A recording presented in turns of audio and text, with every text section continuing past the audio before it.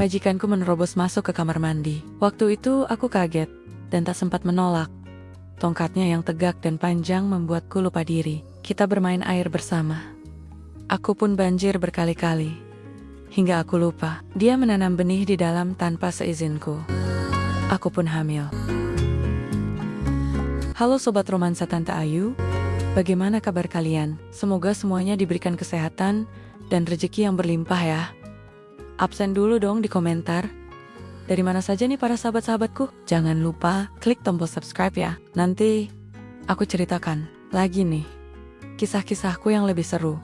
Kalau sudah siap, yuk dengerin cerita ini sampai habis. Namaku Ayu. Usiaku 45 tahun.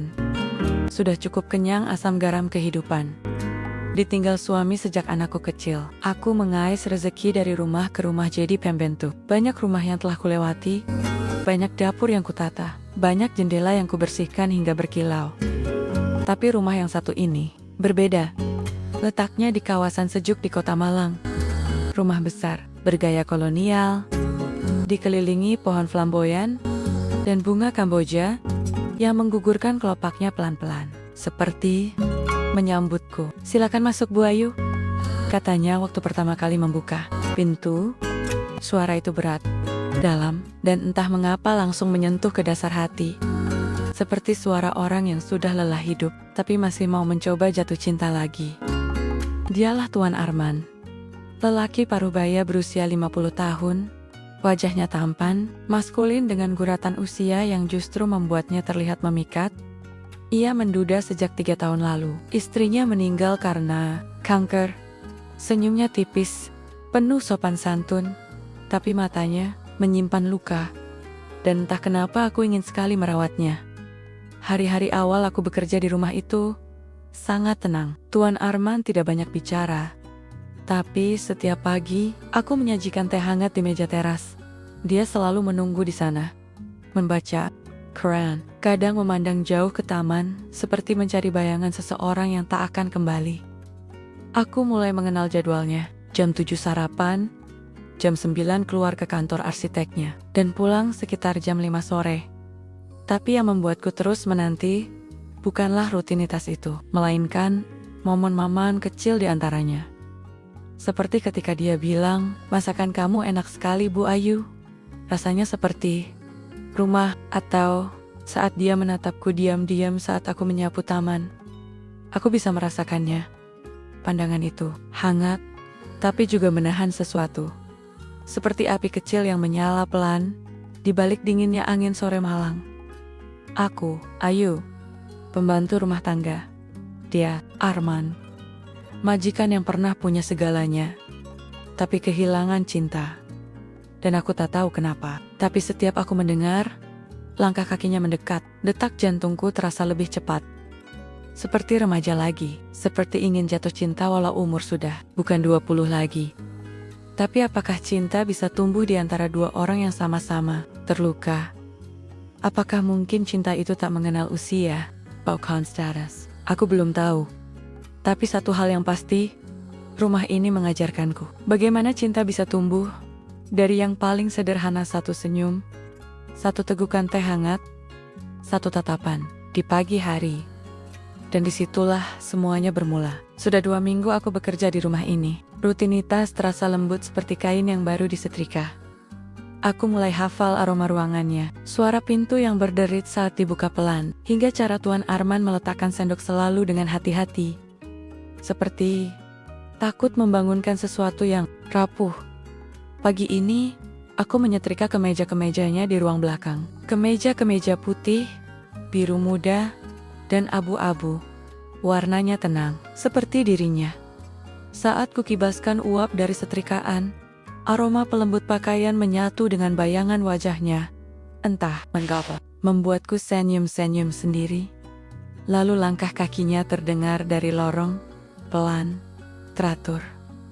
Aku pura-pura tidak melihat, tapi sudut mataku menangkap sosoknya berdiri di ambang pintu, menyandarkan tubuhnya ke kusen kayu. "Boleh saya ambil air? Minum?" katanya ringan. Aku berdiri, gugup tapi mencoba bersikap biasa. "Tentu Tuan." Saya ambilkan. Tolong jangan panggil saya Tuan. Arman saja, katanya sambil tersenyum. Dan untuk pertama kalinya, aku mendengar namaku disebut dari bibirnya. Ayu, nama yang indah, gumamnya sambil menerima gelas dari tanganku. Sejenak, jemari kami. Sentuhan itu singkat, tapi cukup untuk membuat hatiku seperti disentuh angin dari jendela yang terbuka dingin, tapi menyegarkan. Ada sesuatu di balik caranya menatapku. Bukan sekadar sopan santun majikan, tapi seperti yang mulai memperhatikan. Hari-hari berikutnya terasa berbeda. Dia mulai sering menyapaku lebih hangat, kadang mengomentari masakanku, kadang berdiri di dekat dapur hanya untuk melihat aku memotong sayur. Obrolan kecil mengalir, dan aku merasa nyaman, terlalu nyaman. Mungkin, suatu sore, hujan turun deras. Tuan Arman belum pulang. Aku menyeduh teh, dan duduk di ruang tamu, sekadar menunggu sambil mendengar suara hujan menari di atap. Ketika pintu terbuka, tubuhnya basah kuyup, dan aku segera berlari mengambil handuk. Tanpa pikir panjang, aku menyodorkan handuk itu, dan mengeringkan rambutnya pelan. Tanganku gemetar. Wajahnya hanya sejengkal dari wajahku.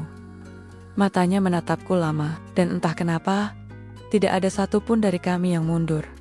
Kami hanya diam. Maaf, saya hanya tak ingin Tuan masuk angin, kataku pelan.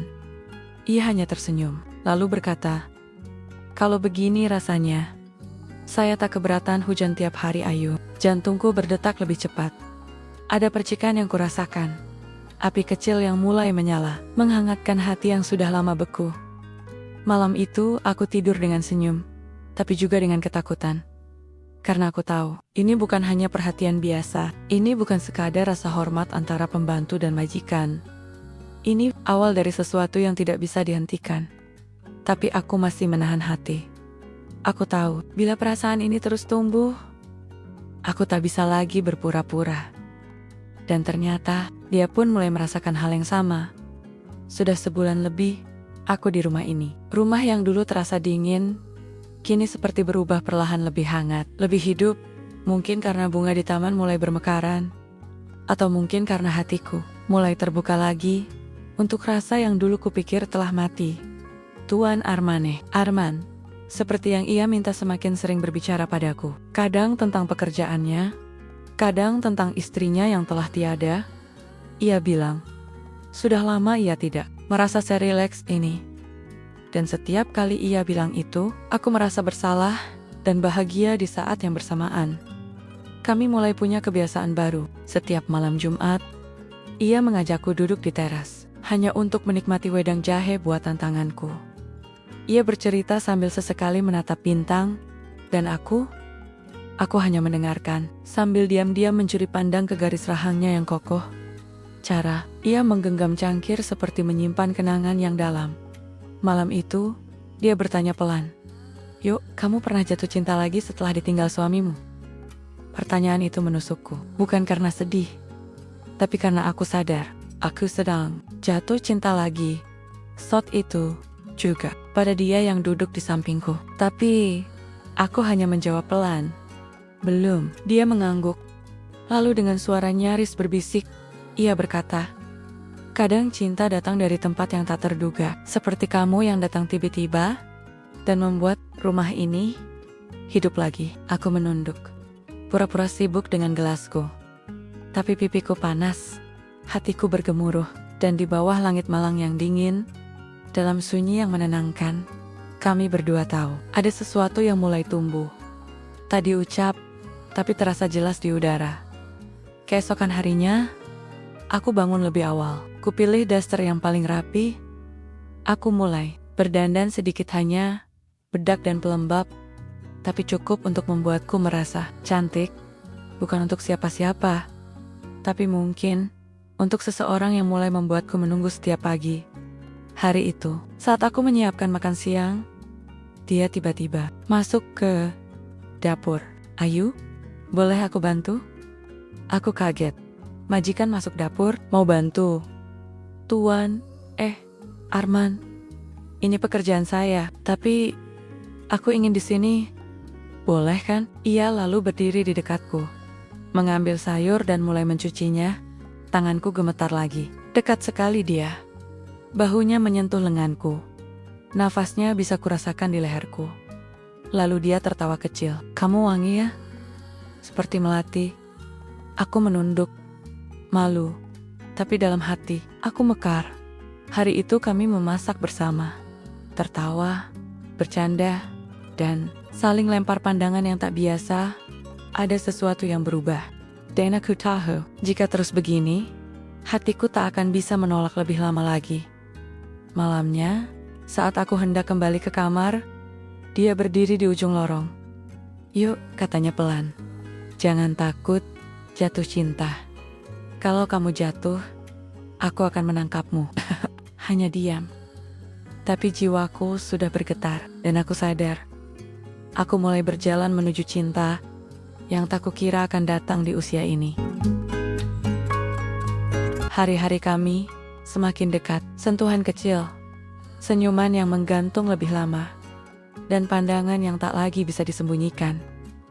Aku sudah tak bisa menolak, dan Arman mulai berani menampakkan perasaannya lebih terang dari sebelumnya.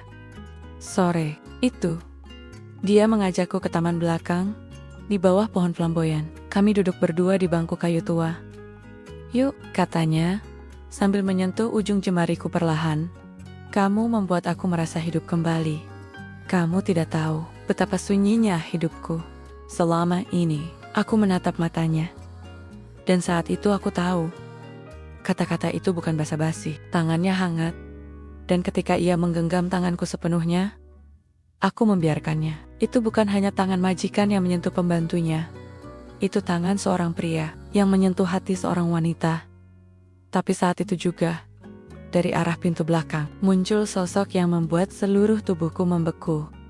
Seorang perempuan muda, anggun, cantik, berparas tajam, sekitar usia 25. Mungkin, ia mengenakan kemeja putih dan rok kerja. Di wajahnya ada senyum tapi, bukan senyum ramah. Itu senyum tajam, seperti pisau. Ayah, katanya. Ya, ayah. Arman langsung berdiri, melepaskan tanganku. Amanda, kamu datang tanpa kabar. Aku kangen. Rumah tapi kiaknya. Rumah ini sudah berubah ya, katanya sambil menatapku dari ujung kepala sampai kaki.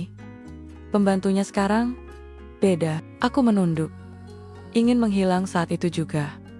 Amanda putri Arman dari pernikahan sebelumnya. Ia tinggal di Jakarta, jarang pulang, dan jelas tak pernah tahu bahwa ayahnya kini menyimpan perasaan pada seorang pembantu rumah tangga. Hari-hari setelah kedatangannya berubah drastis, Amanda memperhatikanku dengan sinis, memeriksa pekerjaanku, menyindir halus setiap gerak-gerikku. Papa, kamu gak kasihan sama mama? Baru 3 tahun meninggal, sekarang udah dekat sama pembantu? Kalimat itu kudengar dari balik pintu, ketika ia bicara pada Arman dengan nada tinggi. Dan Arman, diam. Aku menangis malam itu. Dalam diam, aku merasa kotor, tidak pantas. Seolah rasa cinta yang kubangun dengan pelan dan tulus, tiba-tiba menjadi sesuatu yang memalukan. Keesokan paginya, aku mencoba menjaga jarak. Tak menyuguhkan teh seperti biasa, tak lagi berdiri di dekat dapur saat ia pulang. Aku kembali menjadi pembantu, bukan perempuan yang sedang jatuh cinta. Tapi, Arman mengejarku ke taman belakang saat aku sedang menyapu. Kenapa kamu menjauh? Tanyanya pelan. Aku sadar tempatku di mana, Pak Arman. Jawabku dengan suara bergetar. Saya pembantu, Bapak majikan. Dunia kita tidak sama. Dia menatapku lama. Matanya terluka. Aku tidak peduli dunia, katanya pelan. Yang aku tahu, aku tidak bisa kehilangan kamu. Aku ingin percaya, tapi wajah Amanda terus membayangi pikiranku. Kata-katanya menancap tajam, dan lebih dari itu, aku takut. Takut bahwa aku hanya akan menjadi luka baru dalam keluarga yang belum pulih dari kehilangan lama. Malam itu, aku berkemas, bukan untuk pulang, tapi untuk berpindah hati. Aku tahu cinta ini nyata. Tapi apakah cinta saja cukup untuk melawan penolakan dari keluarga? Dan sebelum aku tidur malam itu, aku menyadari satu hal. Ada rahasia yang belum kuungkap. Sesuatu yang tumbuh di dalam tubuhku. Sesuatu yang akan mengubah segalanya. Beberapa hari setelah kedatangan Amanda, hidup di rumah itu terasa seperti berjalan di atas pecahan kaca. Satu salah langkah bisa melukai semua. Arman semakin sering terlihat murung. Aku pun berusaha menahan diri agar tak semakin memperumit keadaan. Namun, ada sesuatu yang mulai kurasakan di dalam tubuhku. Parasan one, mual yang datang tiba-tiba, dan rasa lelah yang tidak biasa. Pada usia 45 tahun, aku pikir itu hanya tanda-tanda lelah biasa. Tapi hatiku terus berbisik lain. Suatu malam, aku memberanikan diri pergi ke puskesmas terdekat. Perasaan gugup bercampur harap. Aku menjalani tes yang sederhana, namun menegangkan. Saat perawat mengatakan, "Ibu hamil." Ya, aku hampir tak percaya. Aku hamil dengan siapa? Arman adalah satu-satunya pria yang ada di hidupku selama ini. Pulang ke rumah, jantungku berdebar bukan main. Aku takut memberitahu Arman. Bagaimana jika Amanda semakin membenci aku? Bagaimana jika ia merasa aku mengambil sesuatu yang bukan hakku? Namun, rahasia ini terlalu berat untuk kusembunyikan.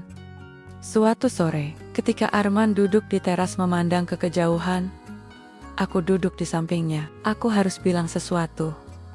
Aku mulai dengan suara bergetar. Dia menoleh. Matanya penuh perhatian. Aku hamil. Dia terdiam sejenak, lalu memegang tanganku erat. "Kamu serius, Ayu?" Aku mengangguk. Air mata mulai menggenang. Dia menarikku lebih dekat, dan dalam pelukan itu, aku merasakan kehangatan yang selama ini kuinginkan. Ini anugerah. Ayu, kita akan jalani bersama. Namun, di balik kehangatan itu, aku tahu perjalanan kami tidak akan mudah. Amanda belum tahu. Masyarakat belum tahu. Dan hatiku masih ragu dan takut. Malam itu aku menangis di pelukan Arman. Bukan hanya karena bahagia, tapi karena aku sadar, aku sedang memulai babak baru dalam hidupku yang penuh liku ini. Rahasia Castle ini bisa jadi awal bahagia, atau awal kehancuran.